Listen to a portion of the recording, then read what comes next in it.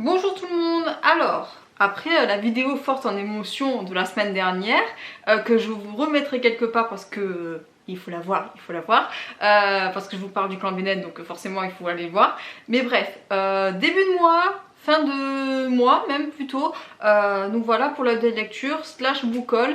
Alors là ça va être différent parce que d'habitude quand je fusionne le book haul et l'update lecture, c'est que j'ai lu normalement, mais j'ai pas beaucoup acheté.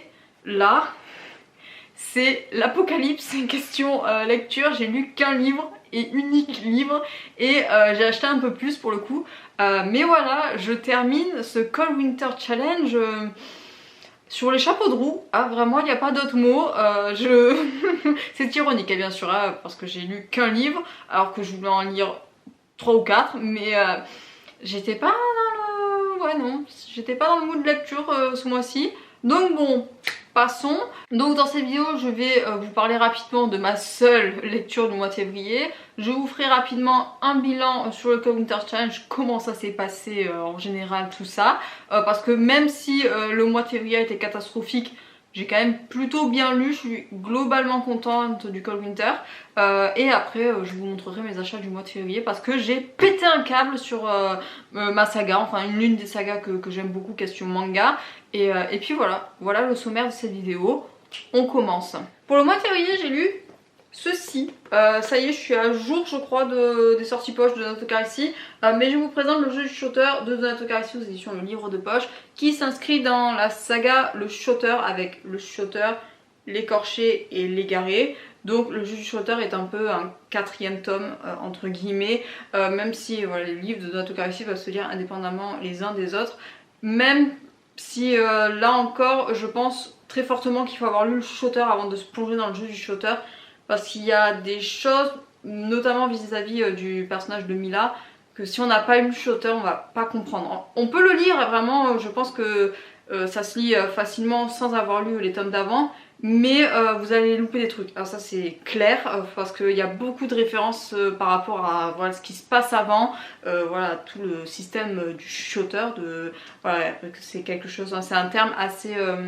générique, même très particulier dans le domaine de la police, du moins dans cette saga. Donc je vous recommande fortement, même c'est essentiel je trouve à mon sens, d'avoir lu le chuchoteur et l'écorcher quand même un peu, parce que sinon vous allez passer à côté de plein de choses dans le jeu chuchoteur. Donc voilà, après si vous voulez tenter de le lire sans avoir lu le reste, allez-y, hein, allez-y. Mais voilà, je lisais ceux d'avant quand même. Hein. Pour parler du coup de l'intrigue en elle-même, j'ai beaucoup aimé, même si, alors c'est pas un énorme coup de cœur comme ça a pu l'être pour ceux d'avant, voilà, le chuchoteur est une saga juste monumentale, mais ça m'a fait vraiment beaucoup de bien de me reconnecter un peu avec des personnages que j'avais beaucoup aimé avant.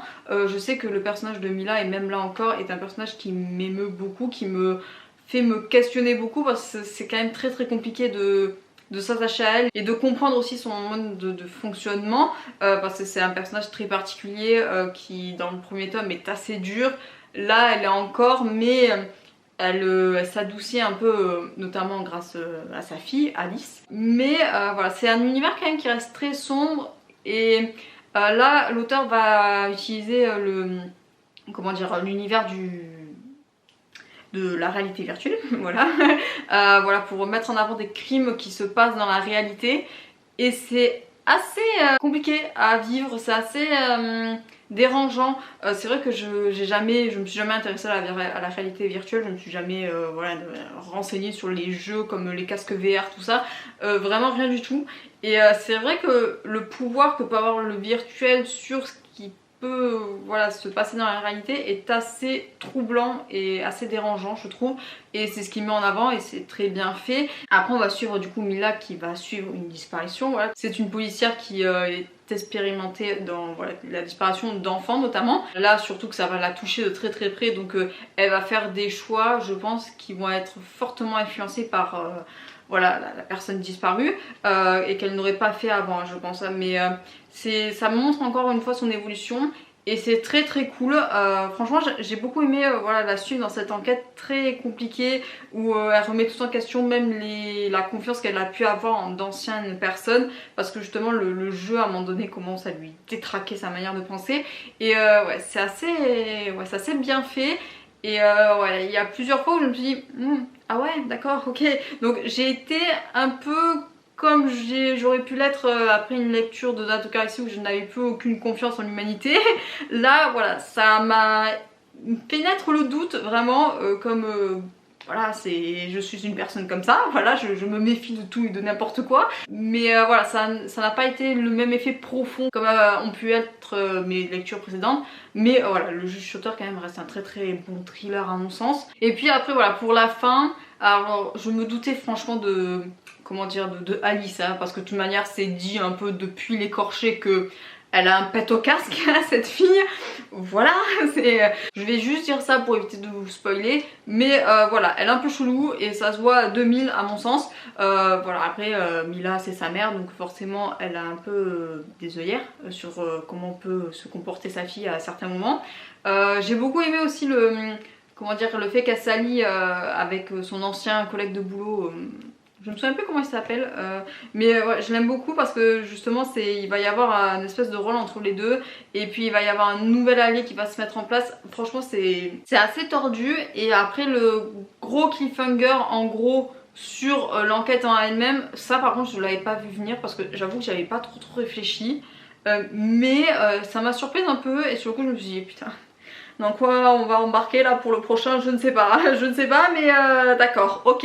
S'il y a un prochain évidemment, je ne sais pas, je sais pas qu'est-ce que c'est qui est sorti là en brochet cette année, je me suis pas renseignée, mais en tout cas je me suis beaucoup éclatée à lire ce livre. Il est très très court, hein, il fait même pas 400 pages, et c'est ce que je me dis en fait à chaque fois que je lis un Donat Ocarici. C'est que à chaque fois je pense que ça mérite beaucoup plus en fait. Avant il faisait des livres beaucoup plus gros, le chuchoteur doit faire 500 pages je crois, et quand on passe de 500 pages à même pas 400, je trouve qu'il y a quand même un différentiel de quelque chose. C'est pareil, le tribunal des âmes était assez gros, il me semble, ouais, il est assez épais comparé par exemple à L'Égaré ou encore à Ténébra Roma, qui sont des livres très très courts, et c'est ceux que je n'ai pas, enfin si je les classe ils sont en dessous. Je me dis est-ce que il faut que je me méfie quand il sort des petits livres, ou comment ça se passe?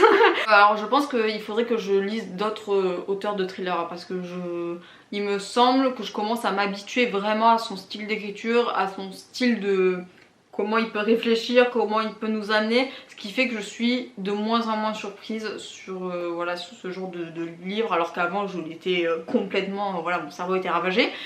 Mais ouais, il faudrait que je m'étais intéressée un peu à Franck Tilliès, je sais pas trop comment ça se prononce, désolée, qui est un auteur français et qui est assez connu dans le genre, donc il faudrait peut-être que je m'y intéresse pour voilà, essayer de changer, essayer de voir si je peux être encore surprise, ce que je pense très sincèrement. Mais ouais, donc en tout cas, Donat Ocarici, celui-là était très très bon. Ça ne vaut pas le tout premier chuchoteur, mais en tout cas c'est quand même une très très belle lecture, une très très chouette lecture si vous voulez passer du temps à frissonner dans le noir tout seul et à perdre confiance en l'humanité. Voilà. Du coup, si je prends ma palle que j'avais faite il y a de cela fin novembre je crois, pour le Punky Autumn Challenge, je vais vous dire rapidement le bilan voilà, de mes lectures. À savoir que j'avais fait une palle pour les 4 menus. Il y en avait 4 ou il y en avait 5? Je ne me souviens plus. Mais en gros, pour le premier menu Magie de Noël, j'avais mis Le Voleur de Fumée, le tome 2, À la Croisée des Mondes, le tome 2, et Fils des Brumes, le tome 2, que des tomes 2, tiens d'ailleurs. Je n'ai lu uniquement que Les Voleurs de Fumée. Je suis actuellement en train de lire Fils des Brumes. Je crois que c'est pour ça d'ailleurs que je n'ai lu qu'un livre en février. C'est que déjà je m'y suis prise assez tard pour lire le Fils des Brumes, et c'est un pavé qui fait plus de 1000 pages. Donc à un moment donné il faut avoir du temps pour le lire. Je suis sur la fin là, il doit me rester un peu plus de 100 pages pour le finir. Mais voilà, vous aurez mon avis pour l'update lecture de mars. Mais sachez que voilà, c'est ma lecture actuelle et je suis très très lente à le lire. Pour le deuxième menu Cocooning hivernal, je l'ai complètement rempli avec Les Délices de Tokyo, Le Clan Bennett et Your Lie in April. Voilà, j'ai lu ces 3 livres là, donc ça fait un menu validé. Ensuite pour Hiver sombre, j'avais mis Les Salauds Gentilshommes le tome 2, Le Jeu du Chuchoteur, Fullmetal Alchemist et Zombielenium. Là il me manque un livre, je n'ai pas lu le deuxième tome des Salauds Gentilshommes, je l'ai là toujours et dans ma palle, il n'a pas bougé malheureusement, mais voilà ça sera pour bientôt, mais je pense que d'ici mars j'aurai lu Le Fils des Brumes et je pense que je vais m'attaquer au tome 3 que j'ai dans ma palle, comme ça va me permettre de finir quand même pas mal de sagas. Et ça va me faire du bien, je pense au moral. Ensuite pour le menu sorcellerie hivernale, j'ai mis du coup les livres de la Terre factuelle tome 2, Kim Jin-yoon né en 1982 et Conte des sages gardiens de la mer. Alors je n'ai pas lu le Conte des sages gardiens de la mer, je l'ai commencé. Mais alors je pense que c'était pas ce à quoi je m'attendais. Après je pense qu'il faut que je le prenne dans sa globalité parce que je sais plus combien de contes j'ai lu. Mais voilà, il y en a certains qui m'ont moins plu que d'autres et il y en a d'autres que j'ai beaucoup aimé. Il faut que voilà, je me mette à l'idée que ce n'est pas forcément ce à quoi je m'attendais comme style de conte du moins. Mais ouais, en tout cas je le tâtonne, je le lis un peu, des fois le soir ça me prend de me lire 2 ou 3 petits contes. C'est sympa, voilà, donc j'ai rien d'autre à dire, c'était cela en fait que je voulais lire en plus pour le mois de février, c'était voilà Fils des Brumes et les Contes des sages gardiens de la mer, mais je n'ai pas eu le temps, je n'ai pas eu la motivation et je n'ai pas eu l'énergie, donc voilà, on va se concentrer sur le Jeu du Chuchoteur, mais ça me fait quand même un beau score je trouve, alors sauf Magie de Noël où je me suis complètement plantée, mais sinon j'ai quand même pas mal lu et je suis plutôt contente.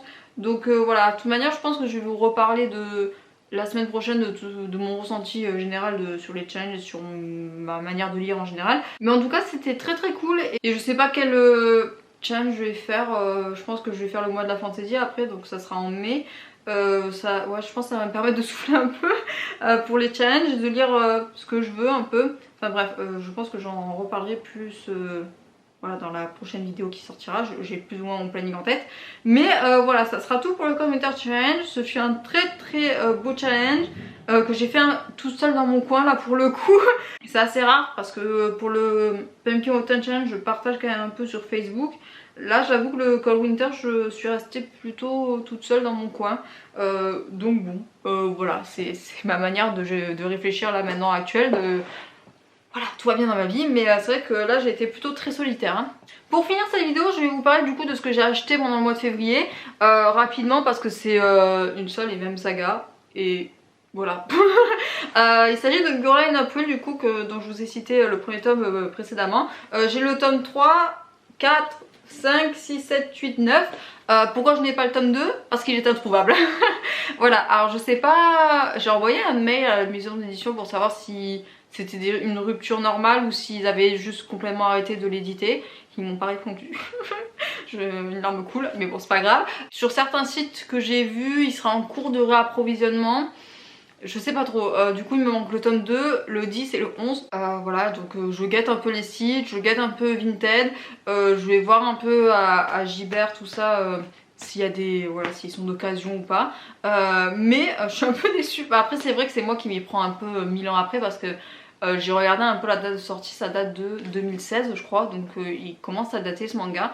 Après bon, je pense que c'est quand même normal de se garder quelques stocks quand même du manga, alors peut-être pas le rééditer tout le temps, peut-être que c'est ce qu'ils font à la maison d'édition parce que du coup c'est Your in April de Naoshi Arakawa aux éditions Kion Shonen, donc bon peut-être que je m'affole pour rien, on verra, mais donc voilà, je me suis acheté tous ces tomes là pour les mettre dans ma bibliothèque parce qu'ils sont ravissants. J'aime beaucoup les couvertures, j'aime beaucoup les dessins, j'ai très hâte de les relire, même si là actuellement je n'ai pas le tome 2 du coup, je suis un peu bloquée, mais en tout cas j'aime beaucoup l'univers et je pense que ça va me faire du bien aussi de me replonger dedans parce que c'est une très très belle histoire, ça apporte de très très beaux messages. C'est sur la musique donc forcément je plus sois, j'adore la musique, j'adore tout ce qui se rapporte à la musique. Donc voilà, je suis très contente de me les être achetés et j'espère très très sincèrement que je réussirai à trouver le tome 2, 10 et 11 du coup, s'il vous plaît. Si vous avez des infos, un peu plus que moi du moins, n'hésitez pas à me les partager. parce que voilà, je serais déçue d'avoir commencé à investir dans cette saga et que je puisse pas m'acheter la saga complète. Voilà, je serais très triste. Mais bon, tant pis, hein, c'est moi qui ai tardé, c'est ma faute. Donc bon, voilà, je les ai entre mes mains, je suis très contente et j'espère voilà vous en reparler très bientôt en lecture quand j'aurai le tome 2 et quand j'aurai le tome 10 et 11 parce que là ça va être compliqué de lire avec un tome manquant. Mais voilà, donc ils sont très beaux, de toute beauté. Et puis voilà, donc c'est tout ce que j'ai à dire dessus. Je vais pas m'épancher plus sur Yuri April. Découvrez la version animée si vous pouvez avant de vous acheter les mangas parce que je trouve que ça a quand même plus de sens pour ceux qui en tout cas ne sont pas comment dire, habitués au style papier parce que c'est un manga de musique et donc forcément la version animée va retranscrire quand même pas mal de choses en plus que la version juste papier parce que vous aurez le son, vous aurez l'atmosphère, tout ça. Mais voilà, si vous êtes après fan de la version animée comme moi, la version papier est là, du moins j'espère, en tout cas qu'elle va revenir. Mais voilà, très contente de me les être achetés. Et n'hésitez pas vraiment à me partager des infos sur la publication parce que vraiment j'aimerais vraiment m'acheter les 3 qui me manquent là. Ça va être tout pour cette vidéo, j'espère que ça vous aura plu. Voilà, petite vidéo tranquille, assez, voilà, j'avais pas grand chose à dire pour le mois de février en général, parce que c'est un petit mois et parce que, voilà, en termes de lecture, en termes de jours, en termes de... Je sais pas, le mois de février ne m'a pas spécialement plu, donc voilà, ça se ressent dans mes lectures et ça se ressent un peu dans mes achats. Donc bon, voilà, il y a des mois comme ça un peu... creux, j'espère que ça va redémarrer plus vite en mars et en avril et puis dans les mois qui suivent après. Donc voilà, je vais pas vous retenir plus longtemps, j'espère que tout va bien dans vos vies et prenez soin de vous, c'est le plus important. Sur ce, je vous laisse, je vous souhaite à tous un très bel après-midi, une très belle journée, une très belle soirée, ainsi de suite et bien évidemment d'excellentes lectures. Bye bye.